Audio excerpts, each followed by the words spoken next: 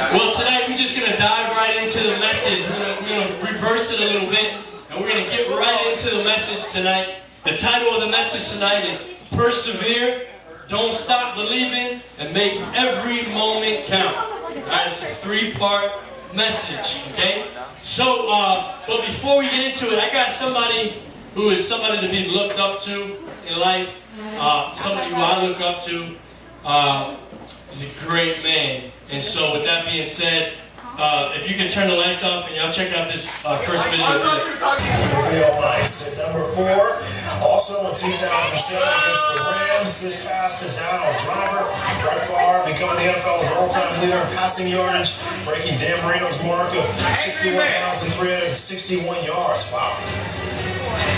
At number 3, December 22nd, Monday night, one day after passing of his father, Brett Favre throwing 4 touchdown passes and Rob, his receivers really up to him. He put on a show. I was on the sidelines hurt, and he did a great job with it. That one was the number 1. We got number 1, but we got to get to number 2 first. Here, he sets the record, 421 career touchdown passes. Passes Dan Marino as well. Greg Jennings getting an honor. And number 1 is Super Bowl 31 victory against the New England Patriots, where he completed 2 touchdown passes. Chimera's the tight end to the right, and back goes Brett to throw. Here they come. He's got time. He's throwing it down. He's got it wide open. It is going to be a touchdown. Brandon takes it across the goal. Look at Brett Favre coming off the field. He is so happy. One other thing you've added to the resume, you are the only player in NFL history to have defeated all 32 teams. How does that strike you? Well, I guess you gotta be remembered for something, so. Hey, happy birthday coming up. This was the last game in your 30s. Go get him in the 40s, huh? Thanks for reminding me. Thank you, Michelle. 40's good. You want to buy Manhand? Brett Favre, y'all. Brett Favre. Put that first slide up there. We're going to talk about perseverance in regards to Brett Favre. Some of you guys might not know his story, so I'm going to read it for you. The man, the myth, the legend was born in a tiny rural Mississippi town called Kiln. Population 2,040. That's As a grandson of a Choctaw Indian, he played strong safety, kicker, punter, and quarterback for his high school team and passed less than 5 times a game. Threw the ball less than 5 times a game. Favre received 1 and only 1 scholarship offer to attend Southern Mississippi. We thought he'd make a great defensive back. Few people knew that he'd be destined for greatness. Now the year is 2013 and he's arguably the greatest quarterback of all time and is still throwing the pigskin at 42 years old and coaching at his former high school in Kiln. As you saw in the video, he's earned the NFL's Iron Man equivalent by playing in a record 275 consecutive games. He owns every record in history, including most touchdowns, most passing yards, most wins by a quarterback, most pass completions, most pass attempts, most MVP awards, most career games with 3 or more touchdowns, the unusual record of most wins by a quarterback when the temperature falls under 32 degrees, and many others. There are some unusual instances that only the die-hard fans know. Twice, he voluntarily took a pay decrease in order to funnel more money to his offensive linemen. In college, Favre was in a near-fatal car accident resulting in the loss of 30 inches of his small intestine. And he still played well enough to lead a come-from-behind win against Alabama. He played while still suffering from an emotional loss, losing his brother-in-law in a 4-wheeler accident. And when his own father passed away, he played perhaps the greatest game of his life in front of a Monday night audience against the Raiders. So in baseball terms, he's the equivalent of Babe Ruth, Pete Rose, Cy Young, and Cal Ripken, all rolled into one because of the records that he holds. In the sport of football, Brett Favre perseveres. But what about us? That's a question we have to pop up here on the screen. What about us? Now, what about our faith? In 2 Timothy 4:7-8, the author Paul, now getting up in age, takes a brief moment to reflect back on his life. And speaking an entire lifelong consummation, he explains, I have competed well. I have finished the race. I have kept the faith. Finally, the crown of righteousness is reserved for me. The Lord, the righteous judge, will award it to me in that day, and not only to me, but also to all who have set their affections on his appearing. So in the Greek the phrase competed well carries the expression such as running the good race or fighting the good fight. It holds within it a symbolic reference to a boxing or wrestling match. So in the Greek, the phrase competed well carries the expression such as running the good race or fighting the good fight, and holds within it a symbolic reference to a boxing or wrestling match.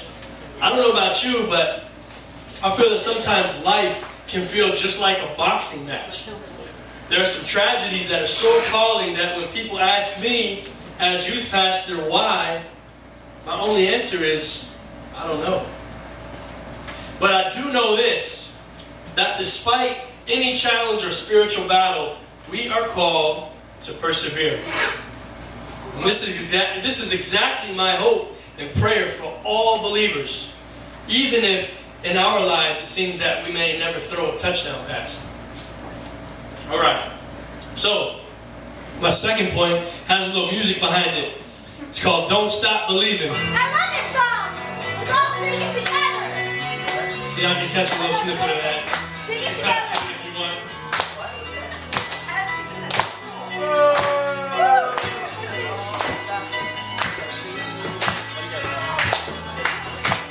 Just a small town girl Take it away, Chris.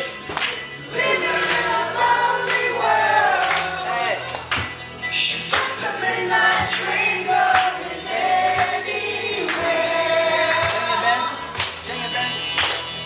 Just a city boy, born and raised in South Detroit. Can't hear you. Took the midnight train going anywhere. Don't stop believing.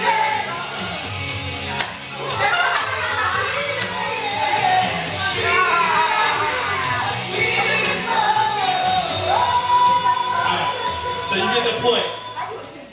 Don't stop believing. It says, just a small town girl living in a lonely world. She took a midnight train going anywhere. Just a city boy. Don't play it again. Don't play it again. Just a city boy born and raised in South Detroit. He took the midnight train going anywhere. Those lyrics were sung by the famous rock band Journey in 1981. It spent 13 weeks on the top 40 chart, peaking at number 9. Since the song's emergence years ago, its popularity has reached epic proportions in the last few years. The 2005 White Sox used the song as their motivation towards winning the first pennant since 1917. Yeah. The LA Dodgers played this at their home games in their 8th inning stretch. And Fort Zumwalt North High School used it for their school during their team's playoff run a year ago. When the song played on MTV's Laguna Beach, it immediately jumped to the top of the iTunes charts. Numerous TV shows have used the song, and All Music Guide labeled the beginning chords as one of the best opening riffs in rock.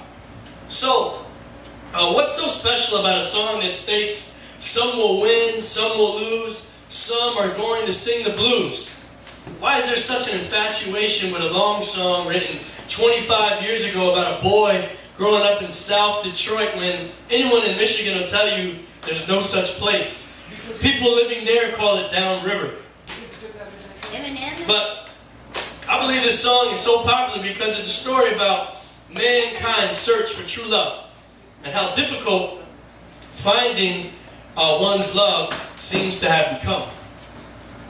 Times have changed. Swatches and tight rolls have been replaced by, cell phones and a little sag in your jeans. And What's a swatch? I'm sad.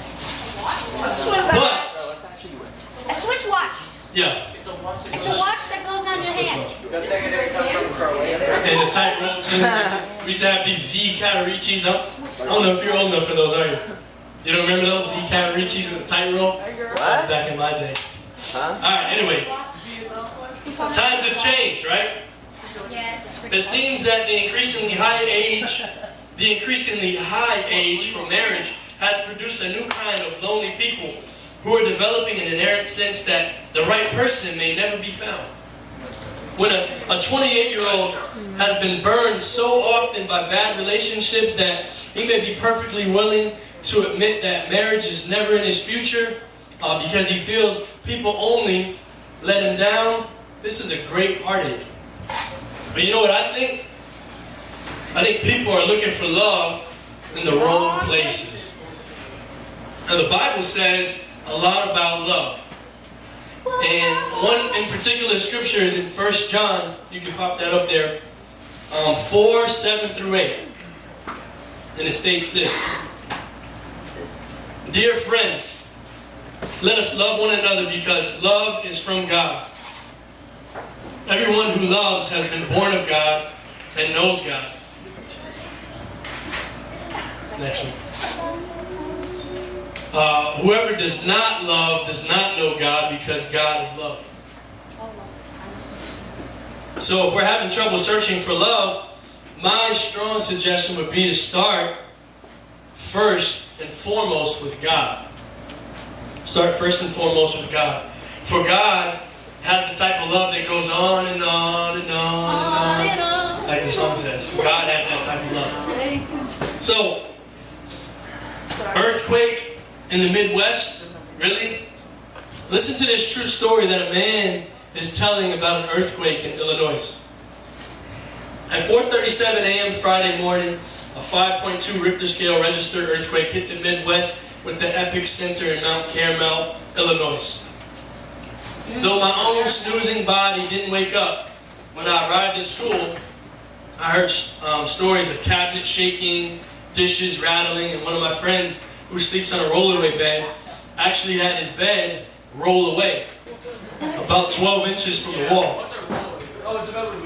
He said a rolling bed. What do you think? It doesn't matter. After talking with my brother, After talking with my brother who lives in the far western suburbs of Chicago, his house was shaking too. Sure enough, the minor shift in the Earth's crust will recall the historical legends that took place in 1811 when the New Madrid fault exploded, causing the grandest earthquake in the history of the continental United States. On that day, a series of earthquakes began that would make the 1906 quake in San Francisco look like an autumn rain in comparison. The earthquake was felt for a range of up to 50,000 square miles and made church bells ring in Boston and even altered the flow of the Mississippi River. The 400 people living in the New Madrid, Missouri, got knocked out of their beds as folk riding on boats got tipped over like a tsunami. The good news is that the death toll was minimal because of the scarce population. But if and when it hits again, the stat won't be duplicated. Why does the earth quake? Well, it's a sudden release of energy that creates seismic waves. These waves manifest themselves on the Earth's surface in the form of this. And you keep throwing me off. Now, these waves manifest themselves on the Earth's surface in the form of displaced or shaking ground. Though people commonly refer to California when thinking of them, about every 400 years of mega disasters grew right here in suburban St. Louis. Well, does your earthquake, are the problems of life, the seismic waves that hit all of us, too much to handle? I don't know. I'm really not that old and I'm really not that wise, but I've lived long enough to know that there are thousands and thousands of people living here in this area, absolutely terrified to think about their future.